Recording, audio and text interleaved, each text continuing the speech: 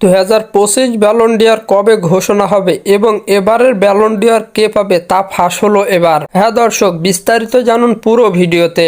2025 Ballon D or নিয়ে উত্তেজনা এখন ফুটবল পাড়ায়। ফুটবল বিশ্বের সবচেয়ে মর্যাদাপূর্ণ ব্যক্তিগত পুরস্কার কে জিতবেন তা জানার জন্য অপেক্ষায় রয়েছে কোটি কোটি ভক্তরা। তবে এবার ঘোষণার আগে কিছু গুরুত্বপূর্ণ তথ্য ফাঁস হয়েছে বলে দাবি করছেন একাধিক আন্তর্জাতিক গণমাধ্যম।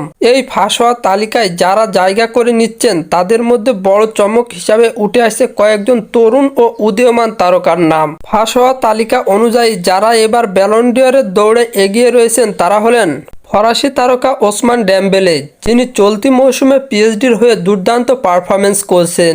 গোল এবং অ্যাসিস্টের দিক দিয়ে তিনি সবচেয়ে ধারাবাহিক ফুটবলের একজন। তারপরে আছেন রাফিনহা, লামিন ইয়ামাল, এছাড়াও তালিকায় রয়েছেন লাউতারো মার্টিনেজের মতো নাম। জানা গেছে চলতি বছরের ব্যালন ডি অর পুরস্কার আগামী 22শে সেপ্টেম্বর জমকালো আয়োজনের মধ্য দিয়ে ঘোষণা করা হবে ব্যালন ডি অর বিজয়ীর নাম।